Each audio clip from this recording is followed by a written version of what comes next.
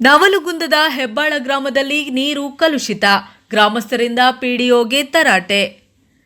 ನವಲಗುಂದ ತಾಲೂಕಿನ ಹೆಬ್ಬಾಳ ಗ್ರಾಮಸ್ಥರಿಗೆ ಕೆರೆಯ ನೀರೇ ಜೀವಾಳವಾಗಿದ್ದು, ಆದರೆ ಈಗ ಕೆರೆಯ ನೀರು ಕಲುಷಿತಗೊಂಡ ಹಿನ್ನೆಲೆಯಲ್ಲಿ ಗ್ರಾಮಸ್ಥರು ಅದೇ ನೀರು ಕುಡಿಯುವುದರಿಂದ ಜನರಿಗೆ ಹಲವಾರು ಆರೋಗ್ಯ ಸಮಸ್ಯೆಗಳನ್ನು ಎದುರಿಸುವಂತಾಗಿದೆ.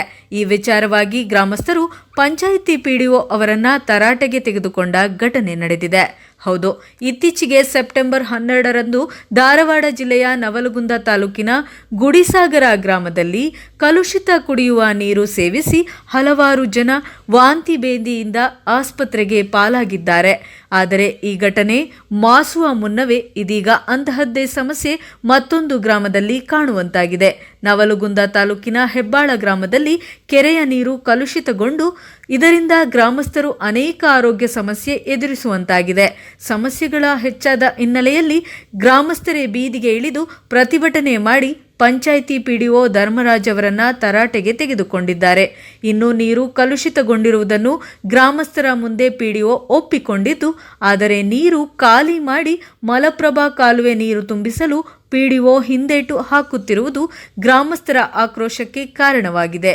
ಈ ಕೂಡಲೇ ಕೆರೆಯಲ್ಲಿನ ಕಲುಷಿತ ನೀರು ಖಾಲಿ ಮಾಡಿಸಿ ಶುದ್ಧ ಕುಡಿಯುವ ನೀರು ಕೆರೆಗೆ ತುಂಬಿಸಲು ಗ್ರಾಮಸ್ಥರು ಆಗ್ರಹಿಸಿದ್ದಾರೆ.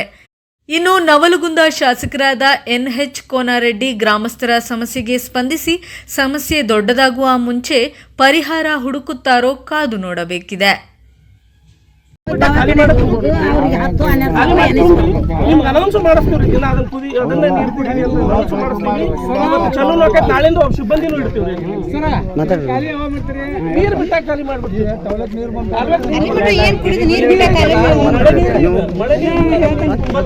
ಅವಾಗ ಮತ್ತು ಹಬ್ಬ ಹಾಕೈತಿ. ಅದಕ್ಕೆ ಇದು ಡಬಲ್ ಫಿಲ್ಟರ್ ಸ್ಟಾರ್ಟ್ ಐತಿ.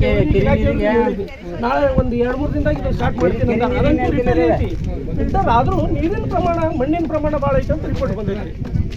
ನೀರಿನೊಳಗೆ ಮಣ್ಣಿನ ಪ್ರಮಾಣ ಜಾಸ್ತಿ ಇರೋದು ಕಲರ್ ಚೇಂಜ್ ಆಗೋದ್ರು ಅಂತಾರೆ. ಆದ್ರೆ ಅದಕ್ಕೆ ಕುದಿಸಿ ಆರಿಸಿ ನೀರು ಕುಡಿದ್ರೆ ಒಂದು ವಾರದ ಹಿಂದೂ ಹೇಳಿದ್ವಿ. ನಾಳೆ ಫಿಲ್ಟರ್ ಅಲ್ಲ, ಫಿಲ್ಟರ್ ಚಲೋ ಆಕೈತಮ್ಮ. ಪುರಾನ್ ಫಿಲ್ಟರ್ ಇದಲ್ಲ, ಪುರಾನ್ ನೀರು ಚಲೋ ಆಗಿದ್ರೆ ಅದನ್ನ ಕುಡಿಯಾಕ ತಗೋರಿ. ಅವನ ಟಾಕೆ ತೊಗೊಂಡ್ರಿ ಮೊನ್ನೆ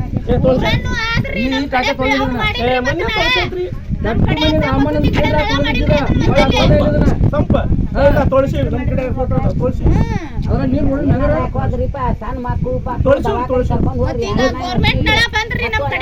ಆಯ್ತಮ್ಮ, ಆಯ್ತು. ನಾವು ನಾವೇನ್ ಇದ್ದವ್ರಲ್ಲ, ನಾವೇನ್ ನಿಮ್ಮಂಗ ಮೀಸಲಾತಿಗಳು ನೌಕರಿ ತಗೊಂಡು ಎಲ್ಲ ಸೇವೆ ಮಾಡತ್ತೀವಿ. ನೀರ ಮಣ್ಣಿನ ಕಲರ್ ಜಾಸ್ತಿ ಐತಿ, ಮಣ್ಣಿನ ಪ್ರಮಾಣ